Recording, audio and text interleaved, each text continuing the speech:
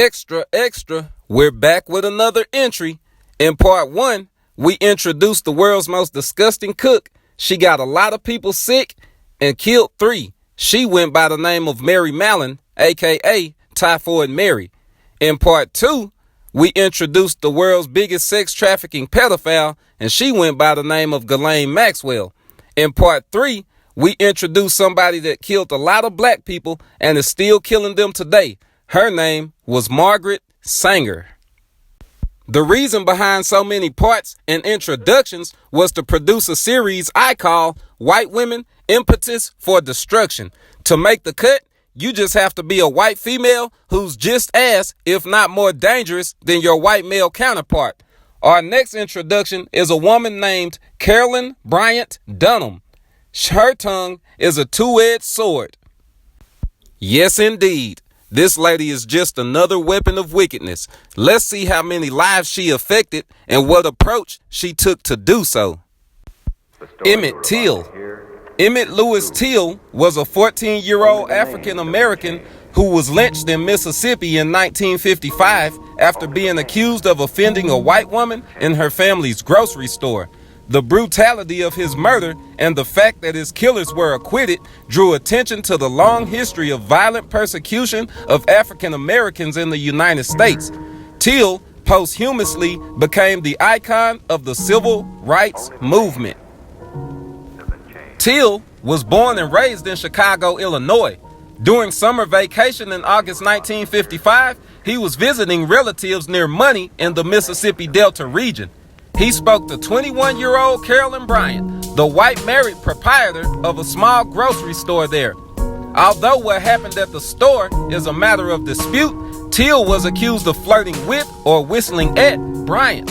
In 1955, Bryant had testified that Till made physical and verbal advances. The jury did not hear Bryant's testimony due to the judge ruling it inadmissible. Decades later, Bryant disclosed that she had fabricated part of the testimony regarding her interaction with Till, specifically the portion where she accused Till of grabbing her waist and uttering obscenities. Quote unquote, "That part's not true," Bryant stated in a 2008 interview with historian Timothy Tyson. Till's interaction with Bryant, perhaps unwittingly, violated the structures of conduct for an African-American male interacting with a white woman in the Jim Crow era South. Several nights after the incident in the store, Bryant's husband, Roy, and his half-brother, J.W. Millam, were armed when they went to Till's great-uncle's house and abducted the boy. They took him away and beat and mutilated him before shooting him in the head and sinking his body in the Tallahatchie River. 3 days later, Till's body was discovered and retrieved from the river. Roy Bryant and his half-brother J.W. Millam were arrested and charged with murder. What happened in the store is unclear, but it has usually been portrayed as an example of a black boy from up north unwittingly defying the strict racial mores of the South at that time. Witnesses said that Emmett Wolf whistled at Miss Bryant, though even that has been called into doubt. Days after the arrest, Miss Bryant told her husband's lawyer that Emmett had insulted her, but said nothing about physical contact, Dr. Tyson said. 5 decades later, she told the FBI that he had touched her hand. Till's body was returned to Chicago, where his mother insisted on a public funeral service with an open casket. Quote, "The open coffin funeral held by Mamie Till Bradley exposed the world to more than her son Emmett Till's bloated, mutilated body.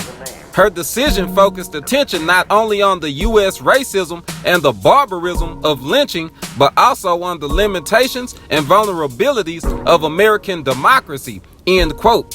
Tens of thousands attended his funeral or viewed his open casket, and images of his mutilated body were published in black-oriented magazines and newspapers, rallying popular black support and white sympathy across the U.S. Intense scrutiny was brought to bear on the lack of black civil rights in Mississippi, with newspapers around the U.S. critical of the state.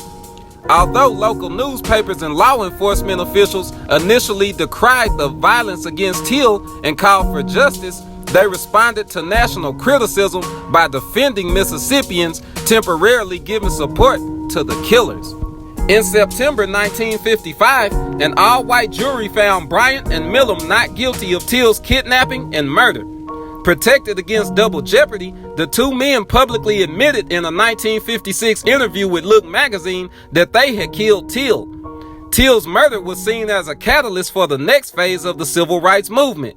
In December 1955, the Montgomery bus boycott began in Alabama and lasted more than a year, resulting eventually in a U.S. Supreme Court ruling that segregated buses were unconstitutional. According to historians, events surrounding Emmett Till's life and death continue to resonate. Some writers have suggested that almost every story about Mississippi returns to Till or the Delta region in which he died in, quote, some spiritual homing way, end quote. An Emmett Till Memorial Commission was established in the early 21st century. The Sumner County Courthouse was restored and includes the Emmett Till Interpretive Center. 51 sites in the Mississippi Delta are memorialized as associated with Till. Is there more to this weapon of wickedness? The New York Times. Woman linked to 1955 Emmett Till murder tells historian her claims were false. For 6 decades, she has been the silent woman linked to one of the most notorious crimes in the nation's history, the lynching of Emmett Till, a 14-year-old black boy, keeping her thoughts and memories to herself as millions of strangers idealized or vilified her. But all these years later, a historian says that the woman has broken her silence and acknowledged that the most incendiary parts of the story she and others told about Emmett, claims that seem tame today, but were more than enough to get a black person killed in Jim Crow era Mississippi, were false. The woman, Carol Bryant Dunham, spoke to Timothy B. Tyson, a Duke University professor, possibly the only interview she has given to a historian or journalist since shortly after the episode, who has written a book called The Blood of Emmett Till to be published next week. In it, he wrote that she said of her long ago allegations that Emmett grabbed her and was menacing and sexually crude toward her, quote, that part is not true, end quote. The revelations were first reported on Friday by Vanity Fair. As a matter of narrow justice, it makes little difference. True or not, her claims did not justify any serious penalty, much less death. The two white men who were accused of murdering Emmett in 1955 and later admitted it in a Look magazine interview were acquitted that year by an all-white, all-male jury and so could not be retried. They and others suspected of involvement in the killing died long ago. But among thousands of lynchings of black people, this one looms large in the country's tortured racial history taught in history classes to school children and often cited as one of the catalysts for the civil rights movement. Photographs in Jet magazine of Emmett's gruesomely mutilated body at a funeral that his mother insisted to have an open coffin to show the world what his killers had done had a galvanizing effect on black America. The case had refused to fade, revived in a long list of writings and works of art, including recently, quote, Writing to Save a Life, the Lewis Till File, end quote, a book that unearths the case of Emmett's father, a soldier who was executed by the Army on charges of murder and rape. The Justice Department began an investigation into the Emmett Till lynching in 2004. Emmett's body was exhumed for an autopsy, and the FBI rediscovered the long-missing trial transcript. But in 2007, a grand jury decided not to indict Ms. Dunham or anyone else as an accomplice in the murder. I was hoping that one day she would admit it, so it matters to me that she did, and it gives me some satisfaction, said Willard Parker, 77, a cousin of Emmett's who lived near Chicago. Quote, It's important to people understanding how the word of a white person against a black person was law, and a lot of black people lost their lives because of it. It really speaks to history. It shows what black people went through in those days, end quote. Patrick Weems, project coordinator at the Emmett Till Interpretive Center, a museum in Sumner, Mississippi, said, I think until you break the silence, there is still that implied consent to the false narrative set forth in 1955. It matters that she recanted, he added. Emmett, who lived in Chicago, was visiting relatives in Money, a tiny hamlet in the Mississippi Delta region when, on August 24, 1955, he went into a store owned by Roy and Carolyn Bryant, a married couple, and had his fateful encounter with Miss Bryant, then 21. 4 days later, he was kidnapped from his uncle's house, beaten and tortured beyond recognition, and shot in the head. His body was tied with barbed wire to a cotton gin fan and thrown into the Tallahatchie River. But at the trial, she testified, without the jury present, that Emmett had grabbed her hand, she pulled away, and he followed her behind the counter, clasped her waist, and using vulgar language, told her that he had been with a white woman before.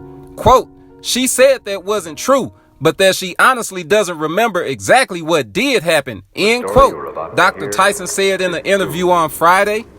Ms. Dunham, now 82, could not be reached for comment. Dr. Tyson said that in 2008, he got a call from Ms. Dunham's daughter-in-law who said they liked another book of his and wanted to meet him. It was in that meeting that she spoke to him about the Till case, saying, quote, nothing that boy did could ever justify what happened to him, end quote. Dr. Tyson said that motivated him to write about the case. Ms. Dunham told him that soon after the killing, her husband's family hid her away, moving her from place to place for days to keep her from talking to law enforcement. She has said that Roy Bryant, whom she later divorced, was physically abusive to her. Quote, the circumstances under which she told the story were coercive, end quote, Dr. Tyson said. Quote, she's horrified by it. There's clearly a great burden of guilt and sorrow. Deverly S. Anderson, author of A 2015 History, Emmett Till, The Murder That Shocked the World and Propelled the Civil Rights Movement, said, quote, I've encountered so many people who want someone to be punished for the crime to have anyone still breathing held responsible, and at this point, that's just her, end quote. But what matters now, he said, is the truth. It has been clear for decades that she lied to the court, he said, quote, to get it from her own mouth after so many years of silence is important, end quote. For his part, Mr. Parker, a pastor, said he harbors no ill will towards Ms. Dunham and hopes that her admission brings her peace. I can't hate, he said. Hate destroys the hater too. That's a heavy burden to carry, end quote. So now you see how a lie can cost some young kid their life, a young black kid at that. How a woman can manipulate her husband and his brother-in-law into taking a young black life. Man. Well, this is the part of the entry where we part ways. Don't forget to leave me a comment because I value you guys' opinion. Tell me what you think about this whole scenario. Just because she's 82, do you think she should have been brought to justice or not? Leave me a comment. If you like today's video, hit the like button. If you haven't already, subscribe. If you would like others to be edified and educated, hit the share button. I don't mind. But until next time, peace. Don't forget, this series is called White Woman, Impetus for Destruction. All you have to do to qualify for this segment is to be a white woman that is just as or more wicked than your white male counterpart here in North America. Yep. We're going to keep on rolling out the topics and keep on rolling out the subjects. But like I said before, for now, peace.